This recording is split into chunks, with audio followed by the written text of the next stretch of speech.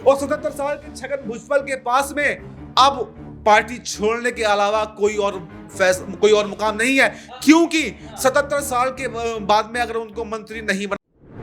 आसमान से गिरा और खजूर में अटका। जी हाँ, महाराष्ट्र में कुछ इसी तरीके के हालात हैं। यहाँ पर बर्बाद एक नहीं, यहाँ पर कई बर्बाद हो गए और सत्ता के लालच में उन्होंने अपने ही अपनों को धोखा दे दिया।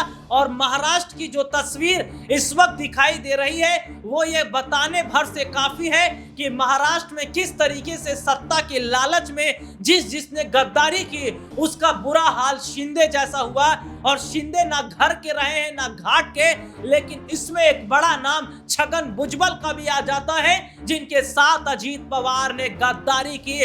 और छगन भुजबल क्या इस गद्दारी का बदला लेंगे?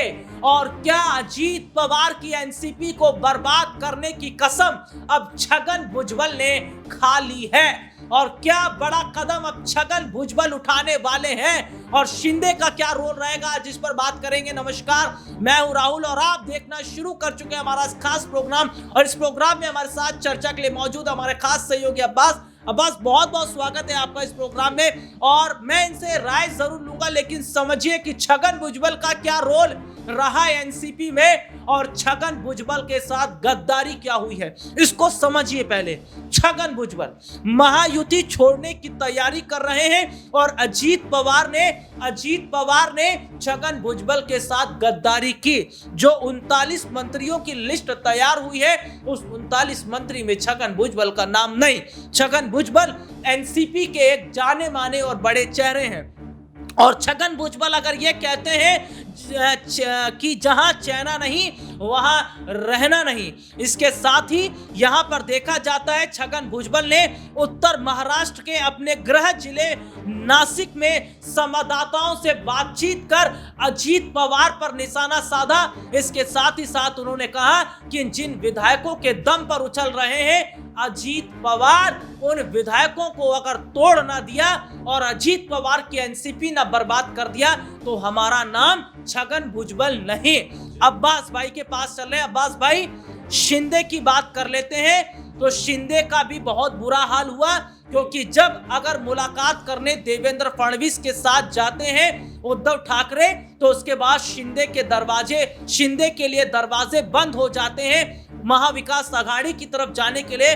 और छगन भुजबल का भी मैं जिक्र करता हूं तो छगन भुजबल ये कहते नजर आ रहे हैं कि अजीत पवार जिन विधायकों के दम पर उछल रहे उन विधायकों को तहस नहस करके तोड़ देंगे और अजीत पवार की हालत बिल्कुल शिंदे से बदतर कर देंगे। जी, आपने बिल्कुल ठीक कहा। छगन भुजबल महाराष्ट्र की राजनीति में एक अपना दबदबा जो है वो रखते हैं।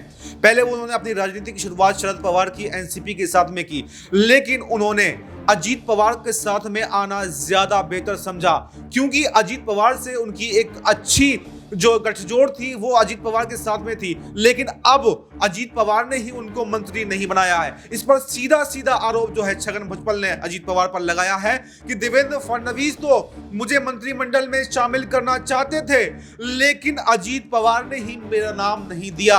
तो ऐसे में अब छगन भुजबल ने अजीत पवार को कड़ी चुनौती दे दी है, क्योंकि छगन भुजबल महाराष्ट्र की राजनीति में एक अपना दबदबा रखते हैं, काफी विधायकों के संपर्क में भी हैं और 41 विधायक ही मात्र अजीत पवार के पास में है। ऐसे में ये सूत्रों के हवाले से हमें खबर मिली है कि 10 विधायकों के संपर्क में छगन भुजबल है और छगन भुजबल कभी भी बड़ा खेला कर सकते हैं और बड़ा खेला वो 10 विधायकों को तोड़ सकते हैं और उनको साथ में महाविकास आघाड़ी में जा सकते हैं, शरद पवार के साथ में अपना वापस लौट सकते हैं। क्योंकि कहा जाता है कि सुबह का भूला अगर शाम को घर वापस आ जाए तो उसे भूला नहीं कहते हैं, क्योंकि शरद पवार के साथ में ही उन्होंने अपनी राजनीति की शुरुआत की थी और फिर से अगर वो शरद पवार की तरफ जाते हैं तो शरद पवार उनका स्वागत करने के लिए तैयार बैठे हैं। इसलिए सुबह का भूला अगर शाम को वापस घर आ जाए तो उसे भूला नहीं कहते हैं। छगन भुजबल आपको बताऊं मैं 77 साल के हो चुके हैं और 77 साल के छगन भुजबल के पास में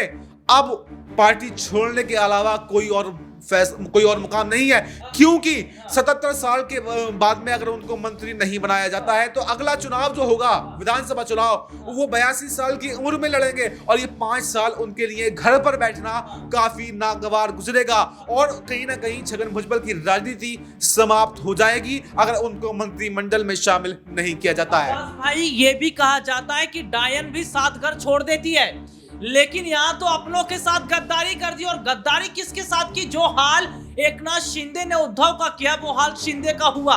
और बीजेपी, जिस बीजेपी पर भरोसा कर रहे थे, उस बीजेपी ने जिस तरीके से शिंदे को किनारे लगा दिया, ठीक उसी तरीके से अजीत पवार ने भी जो है छगन भुजबल का वही हाल किया।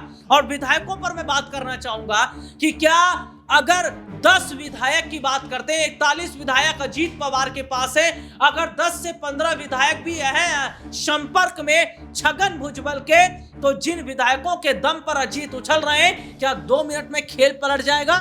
बिल्कुल पूरी तरह से खेल पलटता हुआ नजर आ जाएगा, क्योंकि आपको पता है गद्दारी का सिला गद्दारी होती है। जैसे आपने बताया कि एकनाथ शिंदे ने उद्धव ठाकरे के साथ में गद्दारी की, तो वहीं पर कहीं ना कहीं बीजेपी अब उनके साथ में गद्दारी कर रही है। गद्दारी करने का मतलब यह है कि उनको मंत्रालय नहीं दे रही है, उनको सीएम नहीं बनाया, तो कहीं ना कहीं गद्दारी हुई।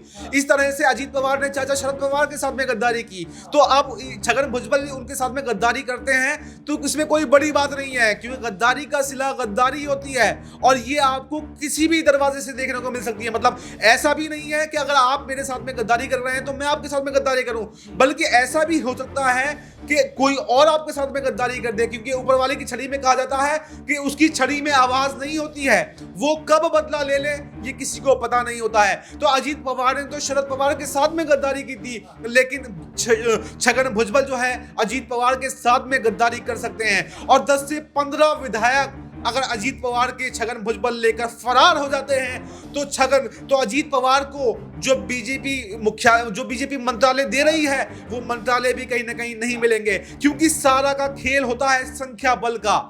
क्योंकि आपको पता है एकनाथ शिंदे के बाद में 57 विधायक, तो उनके 11 विधायकों को मंत्रिमंडल में शामिल कराया गया। वहीं अजीत पवार के पास 41 विधायक, तो उनके 9 मंत्रियों को मंत्रिमंडल में शामिल कराया गया। लेकिन अगर इसमें से 15 विधायक निकल जाते हैं तो कहीं ना कहीं जो 9 विधायकों को मंत्री पद में शामिल कराया गया है, ये संख्या 5 पर सिमट सकती है और अजीत पवार को एक बड़ा झटका जो है वो लग सकता है। यह झटका उसे कहते हैं जो उद्धव ठाकरे ने दिया है, क्योंकि पीछे के दरवाजे से देवेंद्र फडणवीस से मुलाकात कर आ गए और यहाँ देवेंद्र फडणवीस और ये उद्धव ठाकरे की मुलाकात के बाद तो शिंदे के लिए रास्ता और बंद हो गया, क्योंकि शिंदे तो ये कह रहे थे कि भैया वापस महाविकास आघाड़ी की तरफ चले जाएंगे, शिवसेना यूबीटी से हाथ मिलाएंगे। लेकिन यहाँ तो कहते हैं कि जैसे को तैसा, और जो किया एकनाथ शिंदे ने 2.5 साल के सीएम बनने के लिए,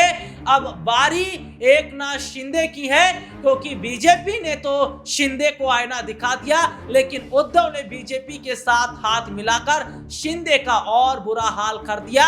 लेकिन अब छगन भुजबल क्या अजीत पवार की एनसीपी को बर्बाद कर देंगे? और क्या विधायकों को लेकर अगर शरद पवार के पास पहुंचते हैं तो क्या महायुति से अजीत पवार का रोल भी खत्म हो जाएगा? आज के इस प्रोग्राम में इतना ही। आपसे फिर दोबारा मुलाकात होगी, तब तक के लिए इजाजत दीजिए। नमस्कार।